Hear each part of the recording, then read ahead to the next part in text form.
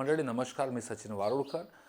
एक 2-5 दिवसाआधी परभणी ह्या जिल्ह्यामध्ये टी-ई-टीच्या परीक्षेबद्दल आणि तिथल्या परीक्षा केंद्रावर असणाऱ्या भोंगळ कारभाराबद्दल एक आमचे मित्रपरिवारातले आणि महाराष्ट्रातले, भारतातले गाजलेले, ज्यांचं हजारो नाही लाखो, जवळपास 17 लाख ज्यांना इंस्टाग्रामवर फॉलोअर आहेत आणि त्यापेक्षा जास्त लोक त्यांना मानतात, त्यांच्या विचारांनी चालतात, शाहू फुले आंबेडकर विचारसरणीचं हे आमचं एक मित्रपरिवार, एक लहान भाऊ या विठ्ठल कागणे सर यांनी त्या परीक्षा केंद्रावर होत असणाऱ्या काही कारभाराबद्दल, याला भोंगळ कारभार आपण म्हणू, आवाज उठवला, वारंवार तिथं जाऊन हे केलं। विद्यार्थ्यांचे होत असणारे हाल असतील, परीक्षा रद्द होते आहे, नव्याने निर्माण होते आहे, ह्या सगळ्या गोष्टींवर विठ्ठल कागणे सरांनी जो आवाज उठवला, त्या आवाजानंतर त्यांनी जे काही व्हिडिओज इंस्टाग्रामला पोस्ट केले आणि त्याच्यावर काय झालं की शासनाने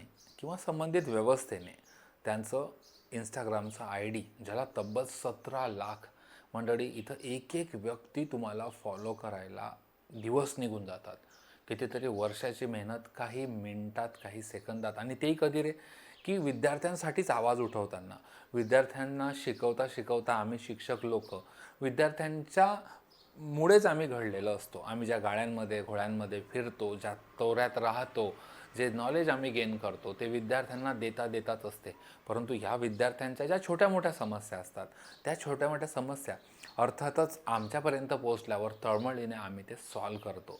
तोच प्रयत्न विठ्ठल कागणे सरांचा नेहमी असतो। त्याच एका प्रयत्न करत असताना त्यांचं इंस्टाग्रामचं एवढं मोठं फॉलोअरचं अकाउंट महाराष्ट्र शासनाने म्हणा की संबंधित त्या कार्यालयांनी म्हणा किंवा जे काही यंत्रणेने ब्लॉक करणं हे खरंच निंदनीय आहे। अभिव्यक्ती स्वातंत्र्यावर आलेली ही गदा आहे। कदाचित माझ्या या व्हिडिओनंतर सुद्धा माझंही अकाउंट ज्याला म्हणू की सस्पेंड केल्या जाईल किंवा परमनंट डिलीट केल्या जाईल, माहीत नाही, परंतु खरंच आम्ही विठ्ठल कागणे सरांसोबत आहोत। जे काय प्रकार घडला, शासनाच्या माध्यमातून जो काय प्रकार घडला असेल किंवा त्या व्यवस्थेने, तर नक्कीच असं न करता अशा कुठल्याही व्यक्तीच्या अभिव्यक्त्यावर स्वातंत्र्यावर गदा तुम्ही आणू नका। जनतेचा आवाज आहे। बऱ्याच वेळा काय होतं की आम्हा जनतेला ॲज अ विरोधक म्हणून किंवा सरकारचेच तर बरेच धोरणं आहेत की तुम्ही आमचं काही चुकत असेल तर आम्हाला समजून सांगा। जसं रोड सेफ्टीसाठी ज्या काही हे आहेत, तर त्याच्यात आता मध्यंतरी काढलं होतं एक ॲप की त्या ॲपवर तुम्ही काय काय चुकते आहे किंवा कुठं खड्डे आहेत का, कोणी ट्रिपल सीट आहे का, कुठली गाडी ओव्हर स्पीडिंग आहे का, कुठं ॲक्सिडेंट झाला का, याच्याबद्दलची माहिती तुम्ही अपलोड करा।